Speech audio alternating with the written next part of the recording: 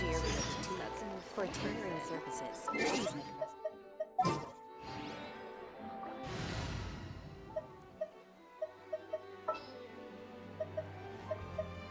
Time to begin work?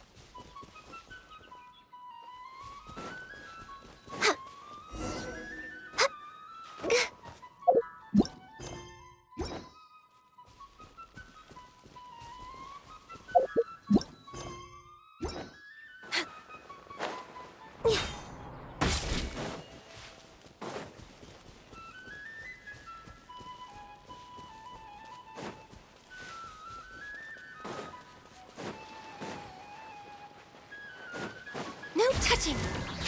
Blaze over! We're Wakeborn of Ice and Frost. Here comes the finale! Now disappear!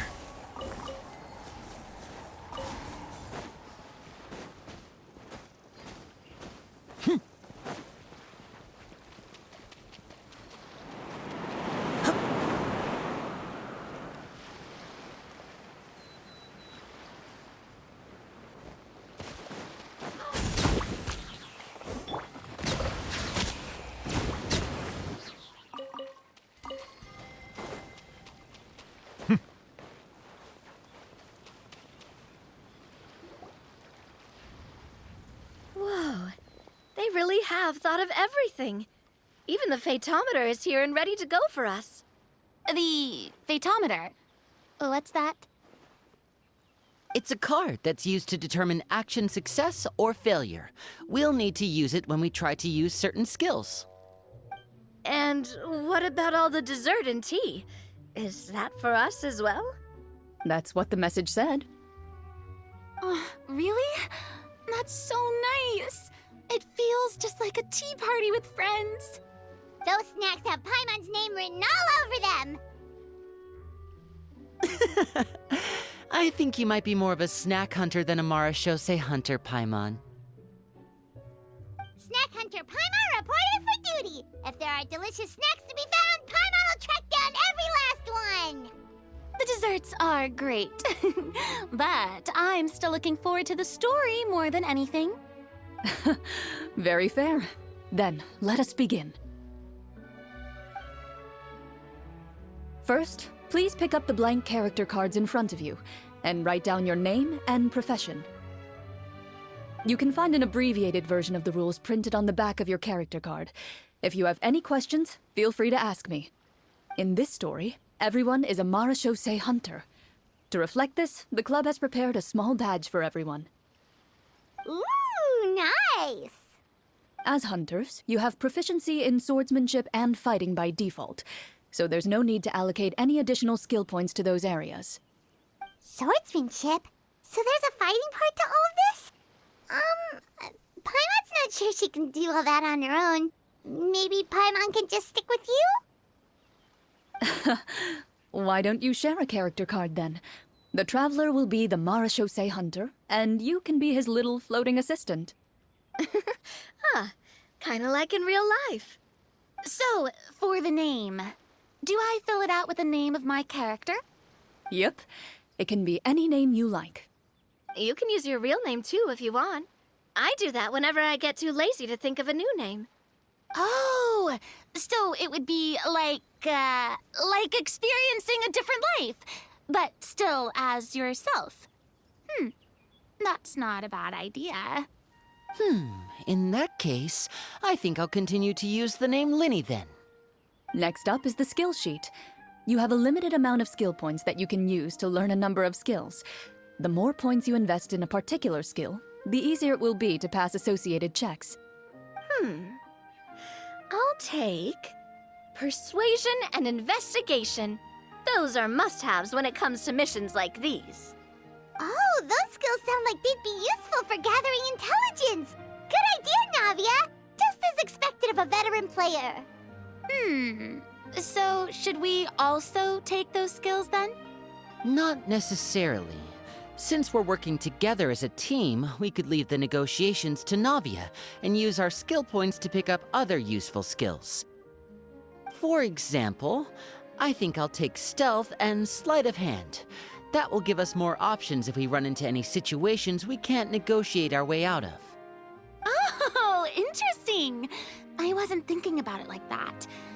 I suppose it's not so different from an acting troupe. Everyone has their own role to play. Let me see.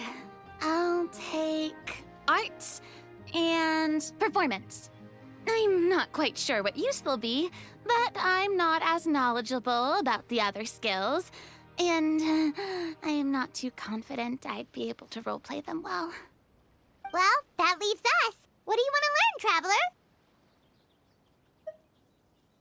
Ooh, so you want to help people when they're injured. That's nice of you.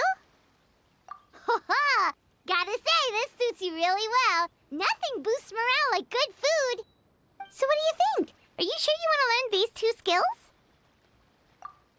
Let's see. Oh, looks like you each have enough points to choose one final skill. You've all picked such classic skills. It's fine to go a little bit out of the box, you know. Why do I get the feeling she's getting ready to cause trouble? For example, this one here. Summon. Doesn't it sound super mysterious and cool? Oh, I saw that one just now as well. The description says, this skill can be used under certain circumstances to summon characters or creatures that fit the script's world-building rules. The script's world-building rules, huh? But how are we supposed to know what a Marashose hunter can summon? Oh, that's not for us to worry about, my friend. Just learn the skills that interest you, and the GM will take care of the rest. All right, you've convinced Paimon. Let's learn summon then. Paimon can't wait to see what kind of thing shows up.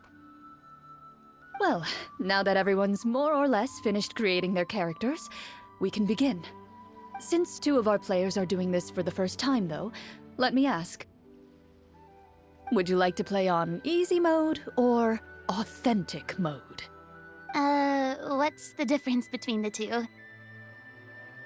Well, in role-playing games, the story sometimes changes based on the decisions of the players and the results of the Fatometer. For example, if you fail a check, that means you cannot use the target skill in that scenario. A critical failure may even result in further negative consequences. If you choose to play in authentic mode, every time you elect to use a skill, you'll need to use the Fatometer to see whether you succeed or fail, and face any consequences that may follow. If you choose easy mode instead, every check will be successful by default, and you won't have to worry about luck playing a factor.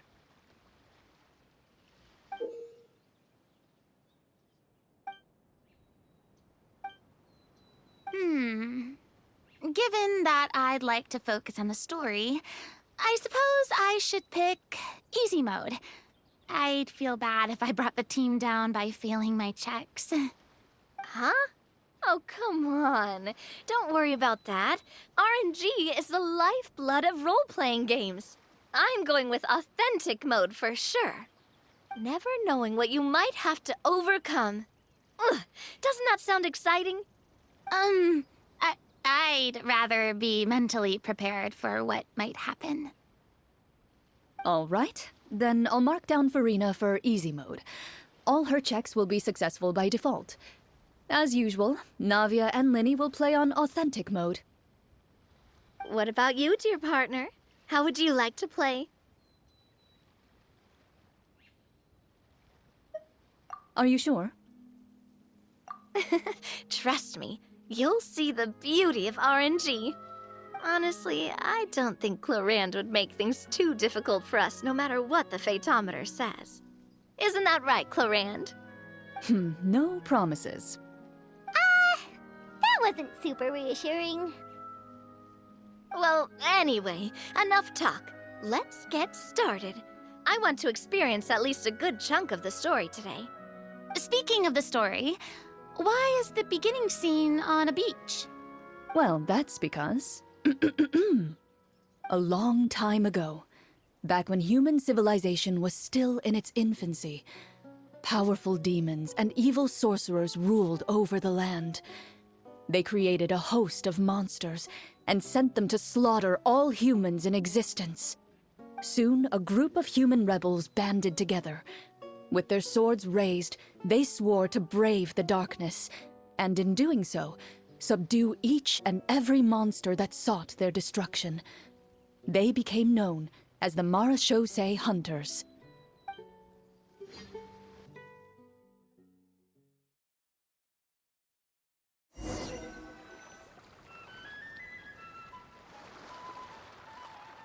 Sometime later, as a member of the Marachose Hunters, you receive a commission.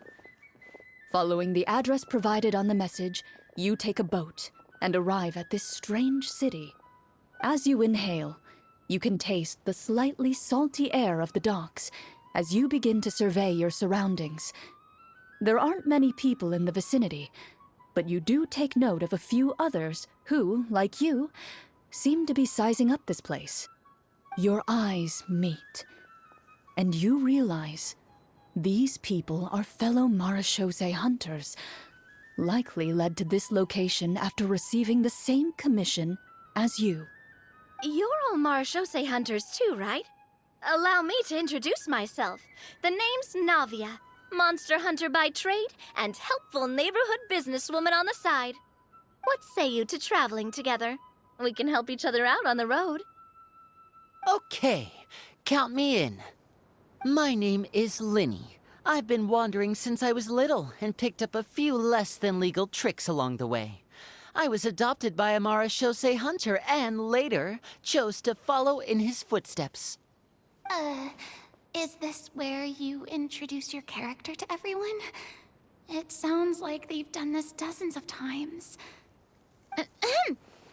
My name is Farina, and, I grew up in a noble family. I always had a strong interest in performance and the arts. Even though I'm a Marachose hunter, what I really want is to be a performing artiste. Hey, that's really cool. You can do it, Farina. That's exactly how it's done. Paimon is Paimon, a good friend and companion to this Marachose hunter right here. I've been studying medicine ever since I was a child. I want to do my part to eradicate these monsters and use what I've learned to heal others. Oh, welcome.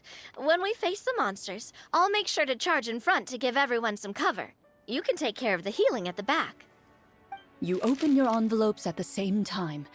The message reads, "To the honorable and trustworthy Marachose hunters, our kingdom is currently facing a grave crisis. The lands outside the capital have been overtaken by monsters, and our people are being led astray by forces of wickedness. We beseech you, please help us resolve this crisis and return peace and stability to our home." Huh. The layout of this city looks super familiar. It kinda reminds Paimon of Mondstadt! The scriptwriter must have used a real-world city as a reference when coming up with the map. As experienced hunters, the layout of the city reminds you of places once traveled. You recall the sight of tree-lined streets and the gentle tranquility of days gone by. Yet, as you regard the city in front of you, it appears to be little more than an empty shell. Its hollow gates are open to you, beckoning you to come forth and bring salvation back to the town.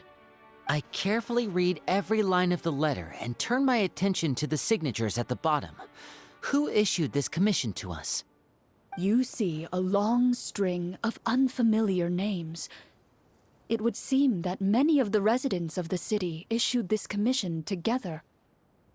They sensed that things were not right within the kingdom, and sent a distress signal to the outside world. In that case, why don't we take a walk around the city and see if we can learn anything from the local residents? Oh, good idea. We might be able to get some leads on the monsters and bad guys we're after. You look up and see a tavern nearby. It appears to be open for the day. Why don't we go check out that tavern?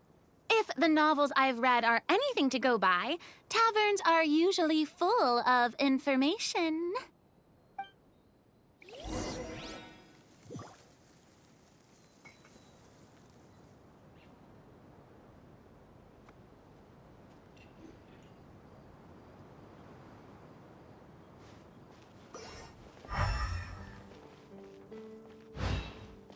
As you approach the tavern, you find a plainly dressed woman standing nearby.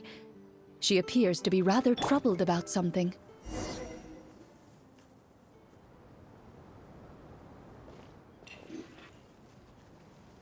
Greetings, friend. Lovely weather we're having today, don't you think? Oh, hello. I suppose you're right. The weather today is quite lovely. If only those monsters out there would stop causing trouble. It seems like every character included in the script has a certain amount of useful information to offer. If we keep asking questions, we might be able to get some good leads. Oh, come now, don't be sad. Life is all about optimism. Oh, that reminds me. What did you have for breakfast this morning? Huh? I don't think that's the kind of question we're supposed to ask. Nothing turns a frown upside down like good food.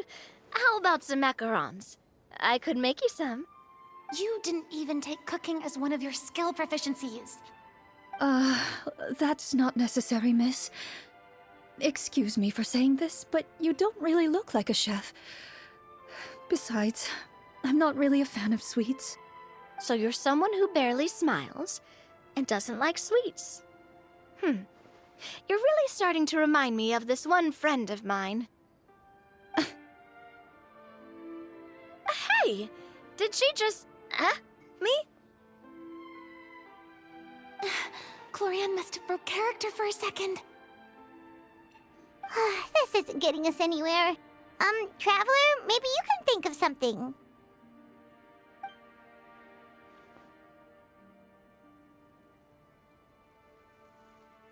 Are you sure? In that case, please refer to the fatometer.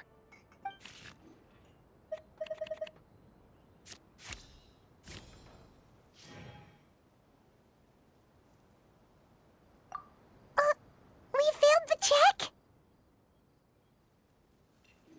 You remain silent as you prepare a pot and fire to use for cooking. The woman stares at you with her mouth agape as you skillfully cut the ingredients and toss them into the pot. Perhaps your skills have regressed due to lack of use, but soon the unpleasant smell of something burnt fills the air. Oh no, I screwed it up. It's all black around the edges. I appreciate the thought, but I think I'll pass. Miss, we'd love to learn more about the monsters you mentioned. If you're willing to open up to us, we might just be able to help resolve the troubles you're facing.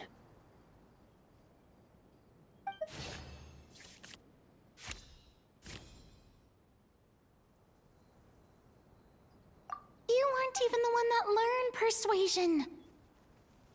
My troubles, you say? I'm not sure they're so easily resolved, but I suppose it wouldn't hurt to share them with you. A horde of monsters suddenly appeared near the capital recently, so all the guards were dispatched to fight them. Do you remember when those monsters appeared? I'm not completely sure, All I know is that my husband was dispatched to fight them 3 days ago. Do you know where he was sent? It all happened so fast. When we said our goodbyes, he couldn't even tell me where they were sending him. You have our thanks, friend. We'll find and defeat those monsters as soon as possible. We sincerely hope your husband will be able to return to your side soon. Oh, thank you. Don't worry. We'll find him. Just try to remain optimistic and wait for good news. We don't always get to choose what happens to us. But we do get to choose the little things, like what we eat and how we respond to the things life throws our way. I hope that one day, you too will recognize the power of something as small and inconsequential as a delicious dessert. I'll do my best. You bid farewell to the woman, and continue your journey further into the city.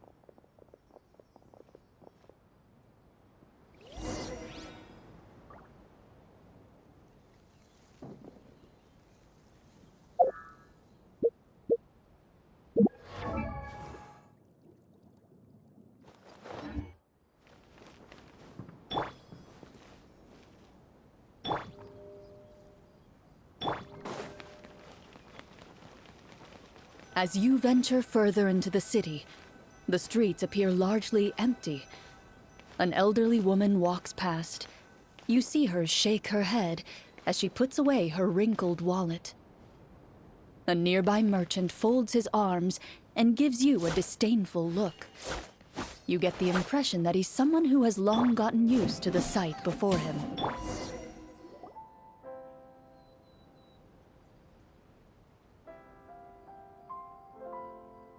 Although he doesn't seem very friendly, merchants are usually a good source of information, right?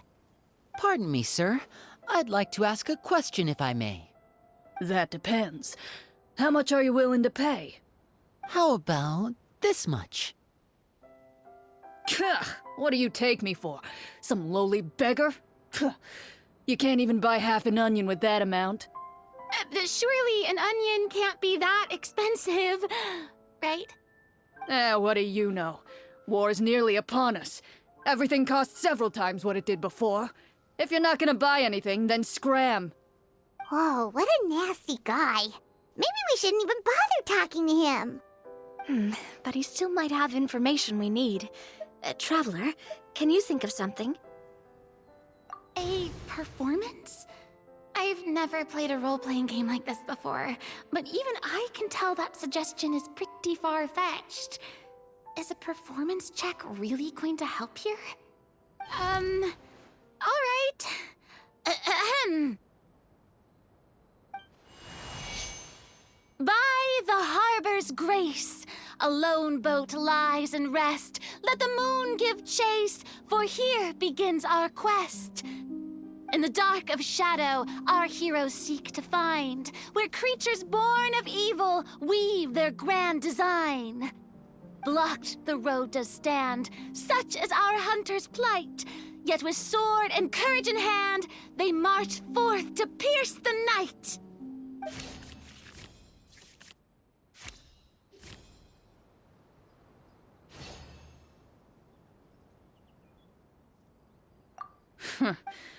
I don't recall asking for a bardic song. Don't expect me to give you any coin. But if you meant what you sang, and you are indeed some kind of hunter, then by all means, please, go out and kill those monsters for us. Those monsters are camped outside the city, and they've been destroying all our trade routes. We have limited reserves within the city, so if this continues, we're all gonna be in big trouble. Wait, you're saying no one has put a plan in place to distribute supplies or maintain order? We could all starve and those nobles in the palace wouldn't even break a sweat. Who knows?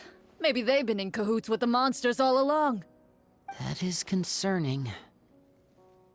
Yeah, all right, I think I've said more than enough. Be on your way now. Got it. Thank you, sir. Don't mind him, Farina. He just doesn't have enough taste to appreciate your art. No. I was just thinking about how those nobles must be so cold-hearted. It's like they don't care about their people at all.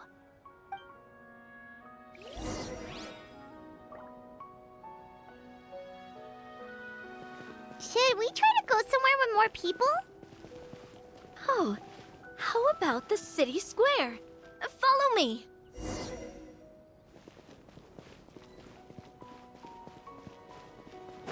Before you lies the city's central square. You see a man with a slightly anxious look on his face, pacing back and forth, his head hanging low. He doesn't seem to notice your approach. Still immersed in his own thoughts, he shakes his head and lets out a long sigh. This guy seems promising enough. Maybe I can get some information out of him. Hello, sir. Is there anything I can do to help you? Wait, you're... I'm... Oh, dear goodness! You're a Marechaussee hunter! You recognize us? Ah, are you one of the people who wrote the commission letter? Yes, yes! Oh, I didn't expect you to actually come. Oh, what great news! The city is saved! What happened here? Alas, we once lived comfortable, carefree lives. This city used to be free of monsters. The first Marechaussee hunter, Casiodor, the Golden Hunter, he was the one who drove them back. However, monsters have once again surrounded the city. Perhaps the seal that kept them at bay has lost its power. Or perhaps an evil sorcerer has been meddling in our affairs. All I know for sure is that their return has stripped the city of any chance at peace. Are there not enough soldiers to drive them out? It's not a question of numbers. The guards simply have no idea how to deal with them. Most people my age have never even seen one of the monsters, much less been trained to fight against them. What's worse, many of us don't even know the history of the Marechaussee hunters anymore. When I was a child, though, my grandfather would tell me stories about how the Marechaussee hunters drove back the monsters. So, on the off chance that something might come of it, I decided to reach out to you. To be perfectly honest, I was starting to think all those stories were just tall tales. But now that I've seen you in person, I finally know that it was true! Well, you can rest easy, friend. The righteous and formidable Marechaussee hunters are on the case. The man is touched by your determination and resolve. His eyes begin to well with tears of relief. Still, if we are going to hunt the monsters, we need to know where to find them. Can you give us any leads? All I know is that the area outside the city is dangerous. I'm afraid I can't point you toward a specific location. Oh, although, if you leave the capital through the main gate and follow the road, you should run into a group of guards. They might know more about where to find the monsters. I see. We'll go look for them then. All right, be careful. Oh, and one last thing. The monsters outside the city are just part of the problem. There are evil sorcerers inside the city as well, so be on your guard. They're actively working with the monsters, and have corrupted the court ministers with malicious magic. They're the reason why, even inside the city, everything has been a giant mess. Even one of our kindest ministers has turned into a boorish and unreasonable figure, interested in nothing but enacting laws that exploit the people. Who knows how much longer we'll be able to go on like this. Talk about being stuck between a rock and a hard place. I feel bad for him. Maybe we should try to cheer him up? Huh? Like, now? Is this really the right time? I appreciate your kindness, but for now, it's more important to focus on the crisis at hand. Brave hunters, I leave the future of this kingdom to you.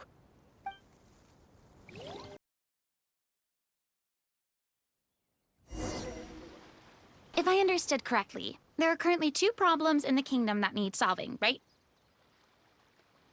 Exactly.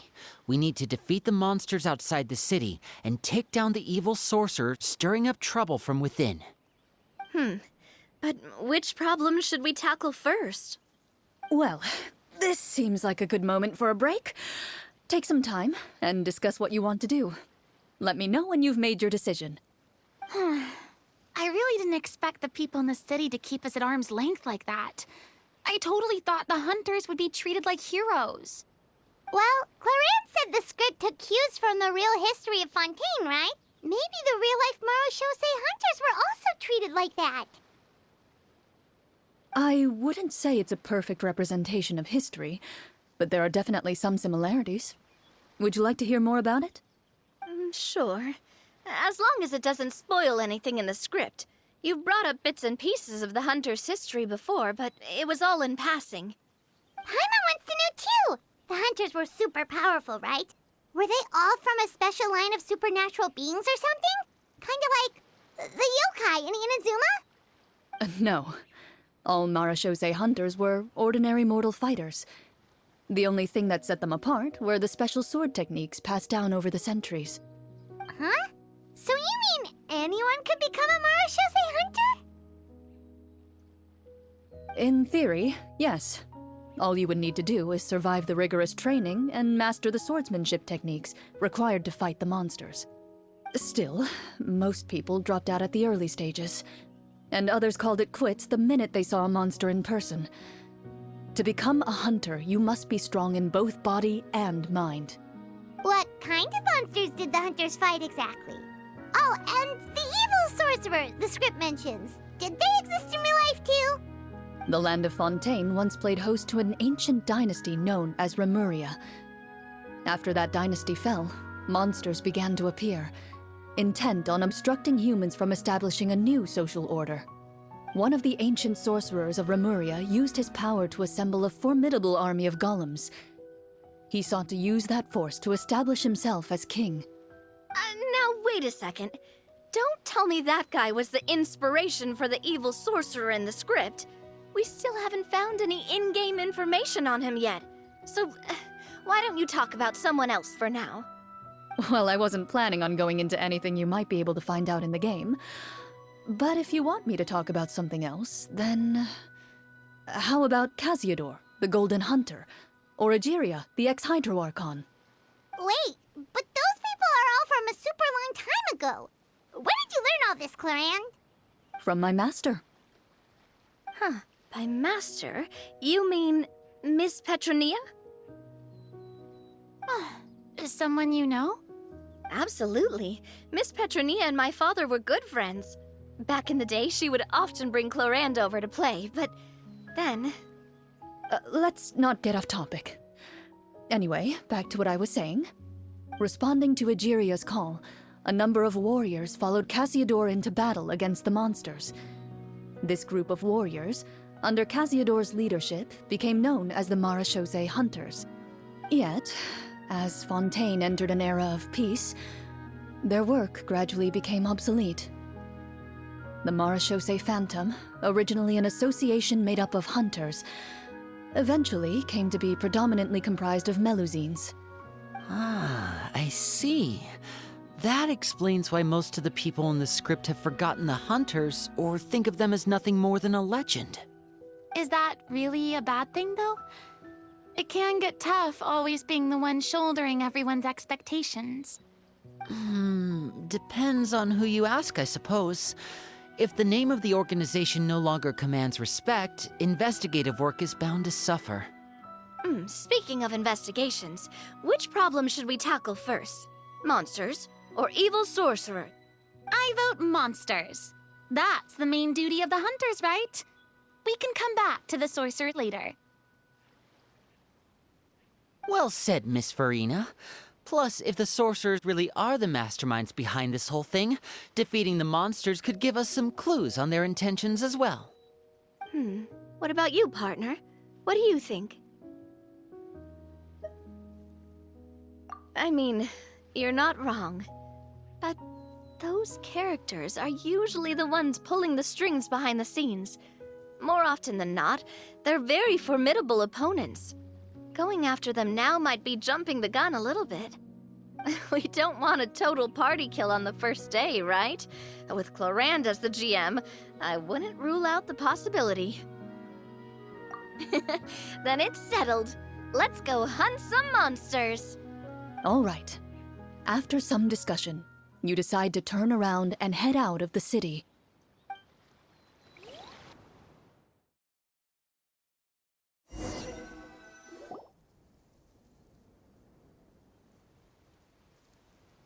Let's take a look around, like that guy said. You there! Outsiders, halt! Who's there? An armored man approaches you.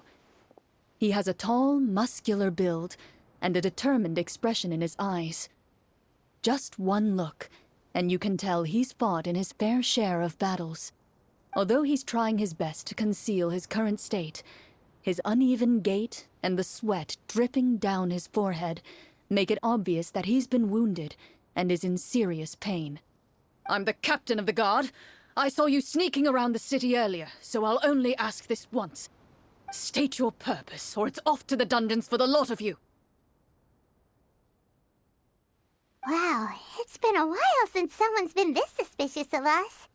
I said talk, not whisper between yourselves.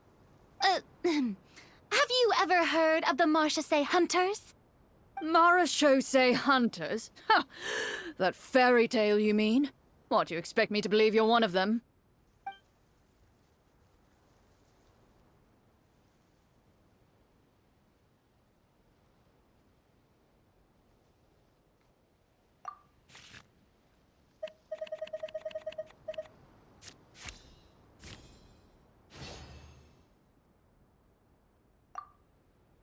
What? A critical success? Your luck is through the roof today. Oh.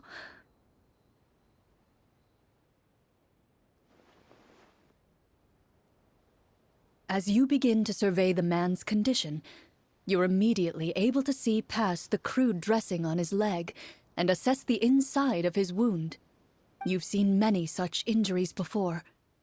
If not properly treated, the man will likely fall victim to serious illness for the rest of his life.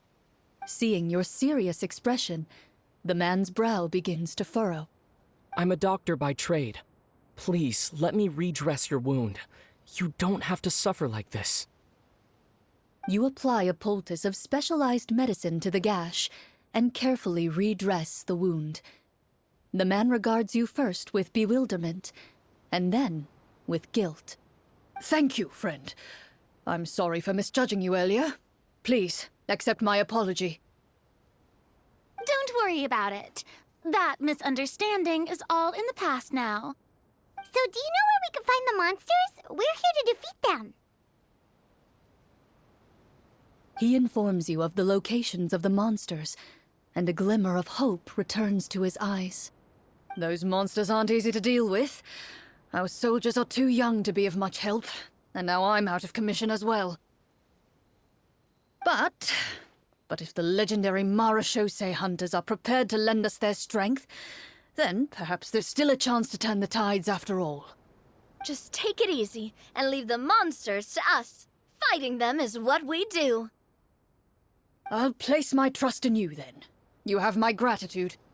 I just hope all the guards will be able to come back to their families alive. I wish you the best of luck.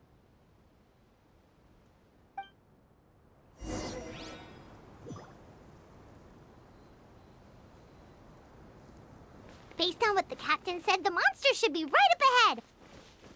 Let's go. Hopefully we're not too late.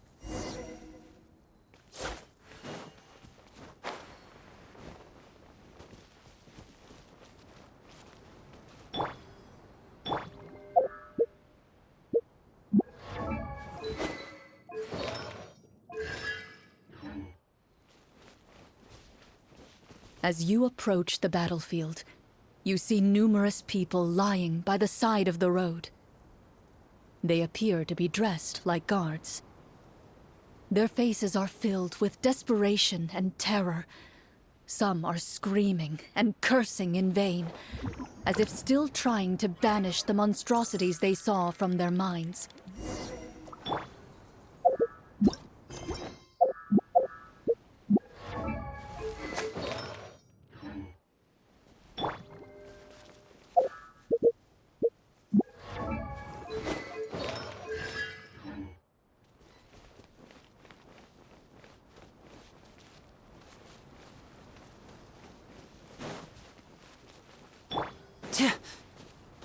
A few of the wounded look up at you in shock and disbelief.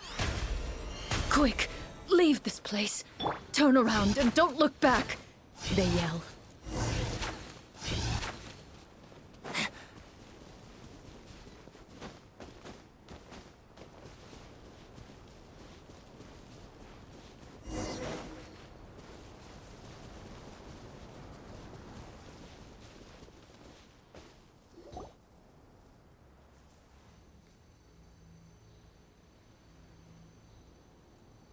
This is the place he mentioned, right? You see broken iron swords scattered all around you, and downed trees riddled with terrifying claw marks. All the signs point to one thing. A truly devastating battle just took place here. Be on your guard, everyone. The monsters might still be around. Before you can finish your sentence, you hear rustling sounds from the surrounding bushes. The monsters have emerged. They close in on you without fear. You get the impression that, in their bloodthirsty eyes, you're just another meal for them to devour. A little help here! This thing wants to eat Paimon! Your battle round begins now.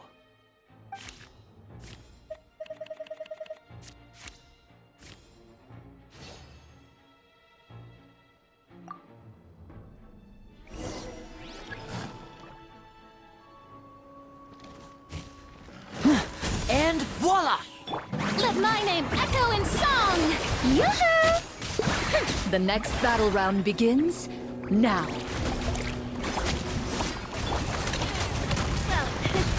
Hey there! The monsters let out a terrifying roar of anger and resentment before dissipating into thin air. Ugh, thank goodness it's over. We're lucky the Marashose Hunter class came with all those preset skill points. Otherwise, we would have been in some real trouble. I never knew the phytometer even determines the amount of damage you inflict. If you get unlucky, isn't it just game over right then and there? That's part of the fun. The uncertainty of fate is what gives these games their appeal. Just as you begin to celebrate your victory, a suspicious lump on the ground catches your attention. A suspicious lump. Wait, could it be the thing that appears after every battle? I walk up to it, crouch down, and begin to carefully examine it. I've still got my right glove on, so it should be fine for me to touch it, right? As you investigate the mound, you discover that the exposed portion appears to be made of wood. It was previously obscured by the large form of the monsters. With the monsters gone, the small protrusion now awaits your discovery, poking out of the ground like a shy flower bud. Whoa, it's a treasure chest!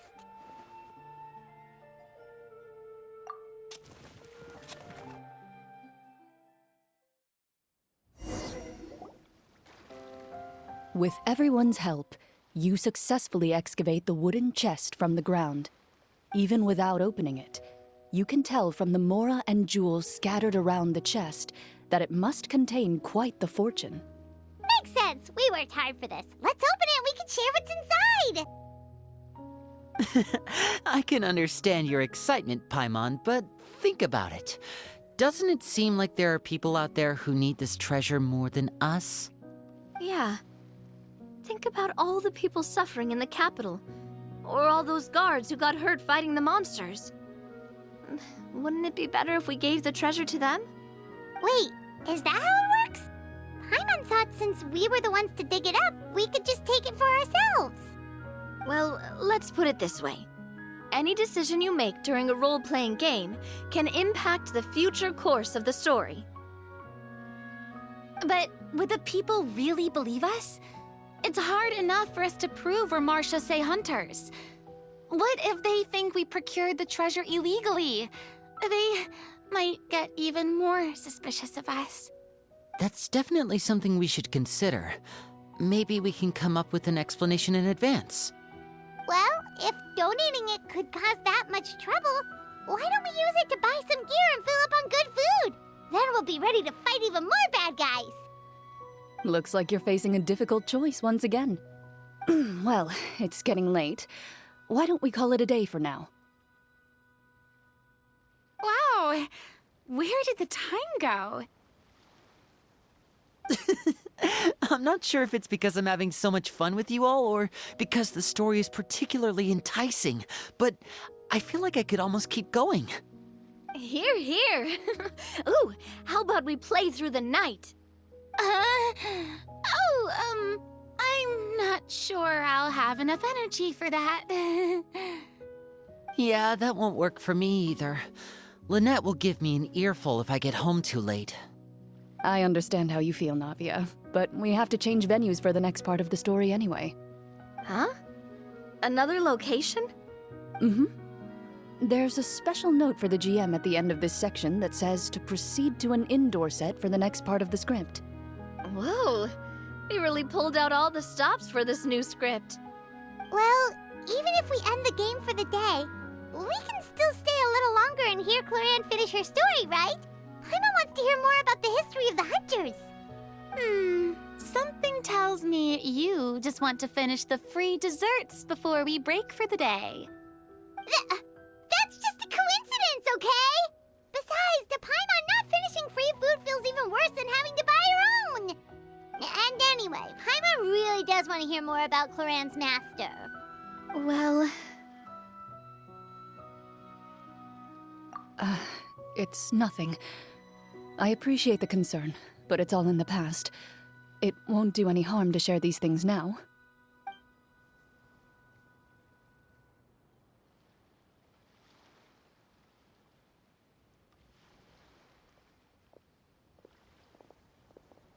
My earliest memories are of living with Master.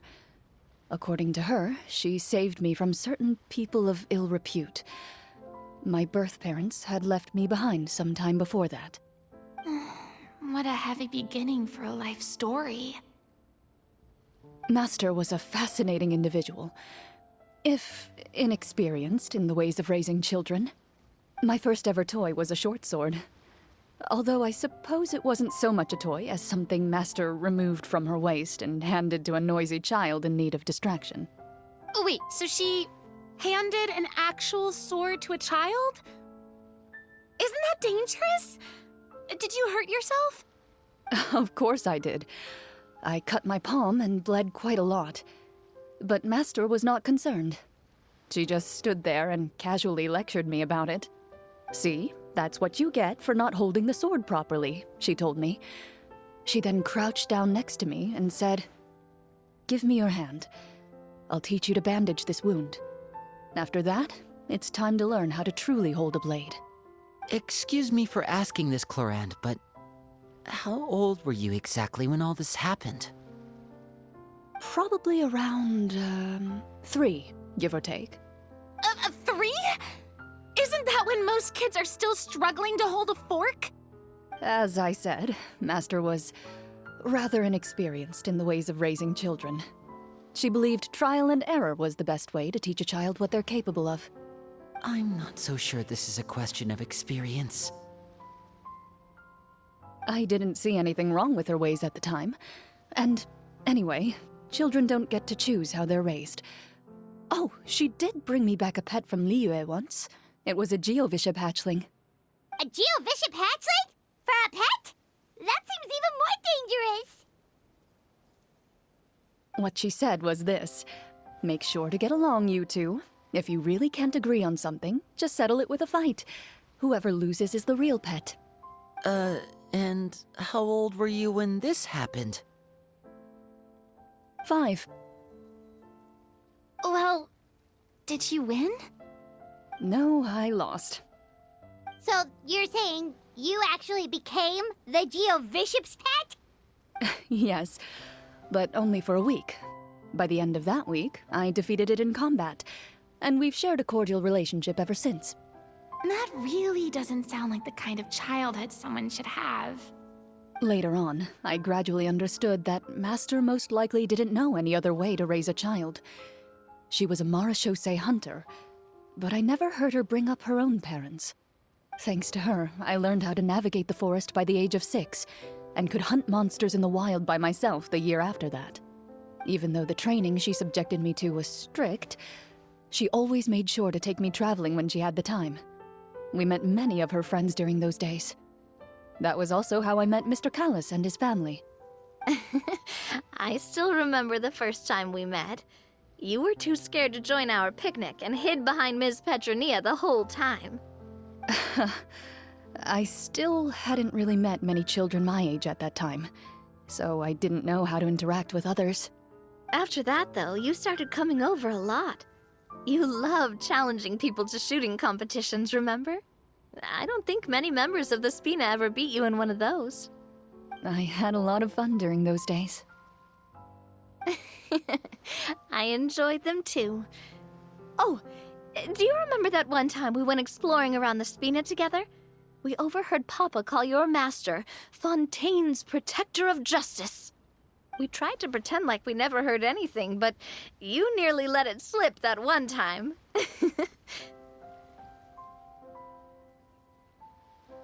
Protector of Justice? Oh, wait, you mean that vigilante hero from 20 years ago? The one who is always active at night? Yep, that would be her. She often would put on a black cloak and go out at night. I never knew where she went or what she was doing.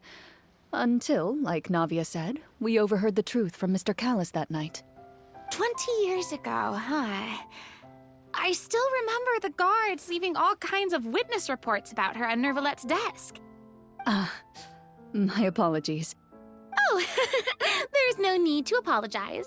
You had nothing to do with it. And anyway, everything she did was for a good cause. Although, calling herself the Protector of Order was a bit much. Especially when she deliberately operated outside the law. Huh? When did the Protector of Justice become the Protector of Order?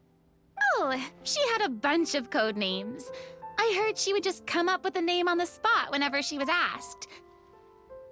Later on, she probably got sick of answering those questions and decided to stick to just 2. The Protector of Justice and the Protector of Order. That sounds like her, all right. I bet she forgot which of the 2 she'd use by the time she got back each night.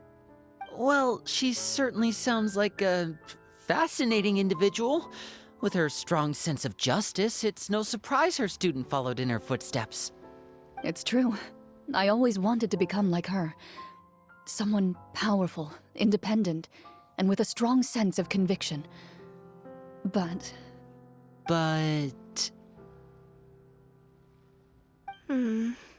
She suddenly disappeared the night I turned 10 years old. Disappeared? What happened? I have no idea. She didn't even leave a note. I was never able to find out where she went. That night, I was celebrating my birthday at Navia's house. But Master never came to pick me up. When I returned home on my own, it was to an empty house. When she still didn't appear after a few days, I went to Mr. Callis's house to ask about her whereabouts. But he only shook his head. Papa probably didn't know either. I know he sent a few people to investigate the matter in secret, but they never found any credible leads. Don't worry, I understand. To be perfectly honest, given Master's personality and way of doing things, it all made a lot of sense.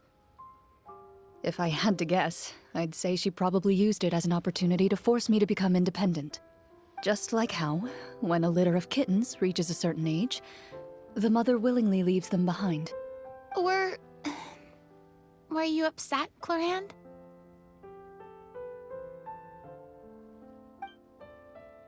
I was at first, but not anymore. I don't believe Master would suddenly disappear for no reason. There must have been something she just had to do. Well, despite everything, you still managed to follow in her footsteps and become the greatest champion duelist in all of Fontaine. You're practically a living symbol of law and justice. I suspect my position would be far too by the books for her. Master always did whatever she pleased. But you're right. I suppose I do take after her in some ways. Who knew Clorinde had such an interesting past? I never had the chance to ask her about it before. I wonder if Clorinde's master were the champion duelist back then.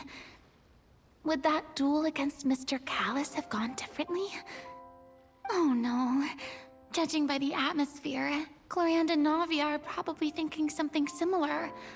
The mood just got super awkward all of a sudden. Well, anyway. Would you look at the time? It's getting dark, so we should probably call it a day for real this time. If we keep talking like this, we really will be here all night. I had a great time today, Miss Clorinde. Thank you for being our GM. Anytime. The script was good, but I've got to say, your childhood stories were even better. Hey, you should tell us more about that fight against the Geo-Bishop sometime. Maybe your master was onto something. You could be right. What does she mean, onto something? I certainly don't know any 5-year-olds who want to fight a bishop in their spare time. Guess I'll head back as well. I need to save my energy if I want to continue enjoying the story tomorrow. You're that excited to hear about my fight with the bishop? I was talking about the script.